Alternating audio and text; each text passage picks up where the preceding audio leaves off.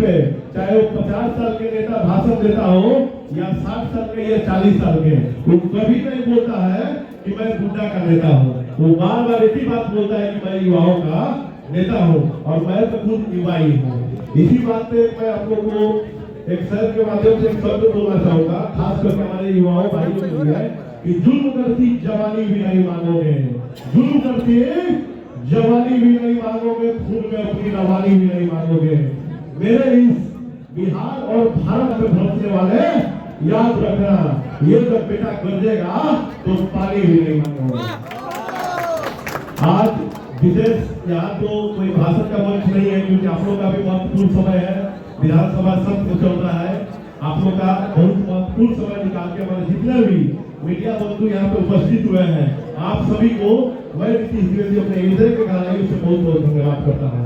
साथ ही आज ये प्रेस कॉन्फ्रेंस किस लिए रखा गया है? मान लीजिए कि हर कोई आए होंगे, कहा जा रहा है भाई तो नौजवानों की आवाज है, तो आखिर में नौजवानों की आवाज क्या है? आखिर में तो सबसे पहले मैं बता दूं कि इसमें राजनीति दूर दूर तक नहीं है। जरूर हम राजनीति करते हैं और करते रहेंगे, क्योंकि आप सभी को पता है कि भारत देश लोकतांत्रिक देश है। अगर इस देश में अगर आप समाज का सेवा करना चाहते हैं तो आपको राजनीतिक मंच पर उतरना जरूरी होता है, और राजनीतिक मंच पर उतरने के लिए कोई ना कोई पार्टी का बैनर और विचारधारा जरूर होना चाहिए। लेकिन हम लोग का जो ये संगठन है, इसमें जो हम लोग का विचारधारा ये सिर्फ हमारे युवाओं भाइयों का है। आप सभी को एक और बात बताऊंगा। सबसे पहले मैं दूध संकट के बारे में थोड़ा बताना चाहूंगा, क्योंकि कई ऐसे लोग हैं, अच्छा आप लोग के माध्यम से कई ऐसे देवतुल्य दर्शक होंगे जो हमको जानना चाहेंगे, सुनना चाहेंगे। मैं आप लोग को एक छोटा सा बात बताना चाहूंगा कि मेरा नाम नीतीश द्विवेदी है। आप सभी को पता है कि मेरा नाम नीतीश द्विवेदी है, और मेरा उम्र मतलब अभी लगभग होने के 26 साल होने जा रहा है।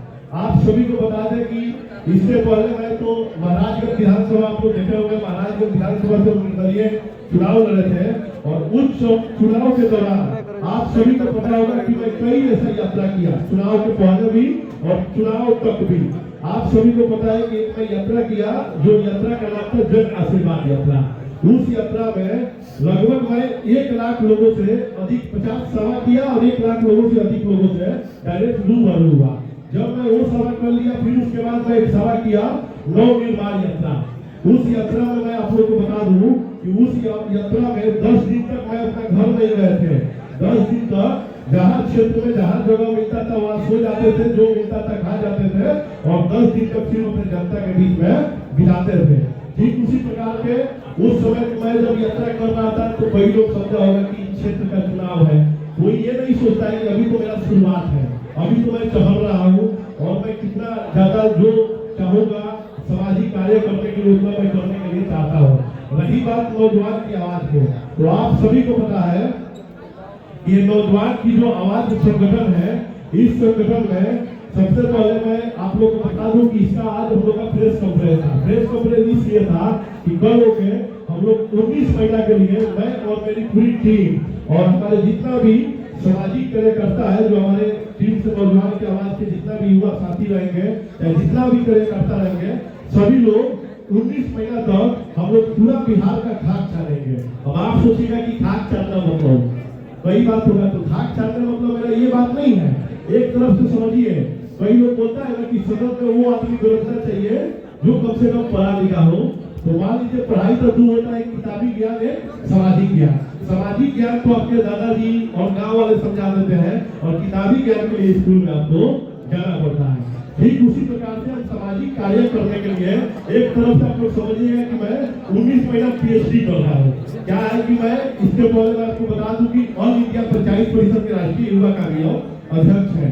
जब भी हमको अन्य राज्य में जाते हैं, चाहे छत्तीसगढ़ हो, मध्य प्रदेश हो या कहीं भी अन्य राज्य में जाते हैं, तो वहां से एक बात पूछता है लोग, अच्छा ये बताइए आपका जो जिला है दरभंगा, उसमें क्या मशहूर है?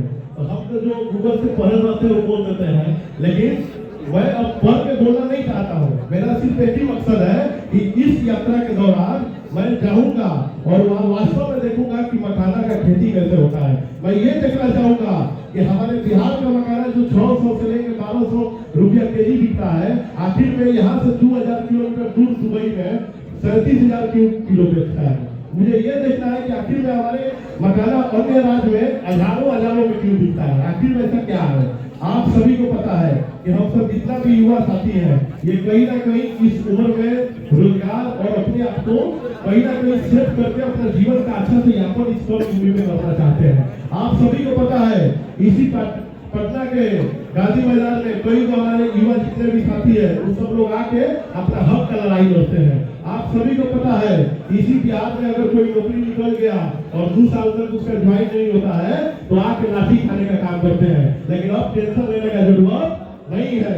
ये नौजवान की जो आवाज है ये आप सबका आवाज है। अगर आप लोग के साथ अगर लाठी खाना होगा तो हम लोग लाठी खाने के लिए भी तैयार है।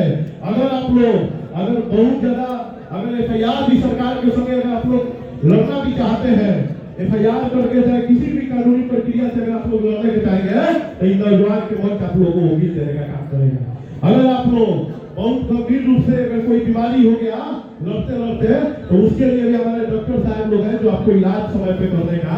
इन नौजवान की आवाज बहुत मतलब जितना भी लड़ाई का जितना भी सामग्री एक तरफ से सत्य समझिए, क्योंकि लड़ाई लड़ने के लिए हर चीज का सत्य होता है।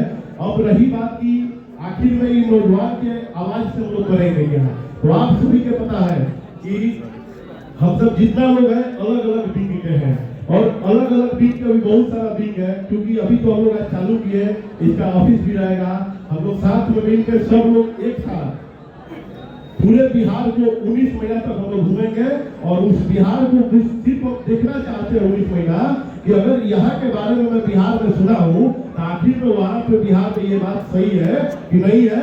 और आगे चल के अगर आपको मौका मिलेगा तो आप लोग देखिएगा कि सबसे पहले मेरा ये 19 महीना का जो यात्रा रहेगा और इस यात्रा के दौरान जो चीज मैं प्रैक्टिकल में देखूंगा उसी के बारे में आप लोग के विषय में बोलूंगा। बाकी अगर आप लोग कुछ पूछना चाहते हैं तो बिल्कुल पूछिए। धन्यवाद। नीतीश द्विवेदी अपना पार्टी बनाने से पहले भी काम कर रहे थे, पार्टी बनाने की क्या जरूरत पड़ गई? देखिए आप सभी को पता है कि नीतीश द्विवेदी काम कर रहे थे महाराजगंज में। और जब हमको वोटवा नहीं आया, जब हम पूछने गए कि आखिर में ये बताइए कि मुझे वोट क्या नहीं मिला, तो उन्होंने बोला कि नीतीश जी आप ऐसा जगह नहीं है जहाँ पे कम से कम मैं आपको चुनूं तो आपके देखा देखी मुख्यमंत्री बने। ऐसा सोच जाता है हमारे यहाँ। तो मैंने सोचा कि इन लोग का जो विचारधारा है इस विचारधारा में अपना कुछ होने वाला नहीं है, क्योंकि यहाँ पे अलग ही बात होता है। हम सब लोग को सिखाया जाता है कि आप जातिवाद करो, हम लोग को सिखाया जाता है कि आप मजहबवाद करो, हम लोग को सिखाया जाता है कि आप इनके बारे में बोलो इनके बारे में मत बोलो। लेकिन कहाँ सिखाया जाता है तो राजनीतिक मंच पे कूटनीति करने के लिए। लेकिन ये जो नौजवान की आवाज है ये बिल्कुल एकदम आजाद देश के आजाद नागरिक के जैसा है।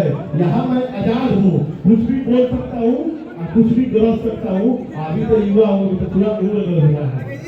सवाल है आपसे, नेता इस तरह कॉन्सेप्ट जो काम किए राजा के साथ वो भरोसा कैसे कर देते? देखिए भाई, हम तो एक ही बात जानते हैं, हम नेता उसी को मानते हैं। हो सकता है कि मंत्री विधायक सांसद किए होंगे, मंत्री विधायक सांसद होना अलग बात है और नेता होना अलग बात है। हमारे अगर शिवान का बात किया जाए तो डॉक्टर राजेंद्र बाबू नेता है। लोग चाहे जयप्रकाश नारायण जी कोई पोस्ट पे नहीं गए, ना वो मंत्री रहे, विधायक रहे, सांसद रहे, लेकिन लोग चाहे जयप्रकाश नारायण जी। तो हम लोग इन लोग के मार्ग पर चलने वाले हैं। कर्पूरी ठाकुर जी आज उनकी जयंती है, हम लोग भी याद करेंगे उनकी जयंती पर। पुण्य तिथि है, आज उनका पुण्य तिथि है। आप सभी को पता है उनके जो पुण्य तिथि है तो वो एक सामाजिक है। तो मान लीजिए लोक नायक उनको बोला गया तो जन नायक कर्पूरी ठाकुर जी को भी बोला गया।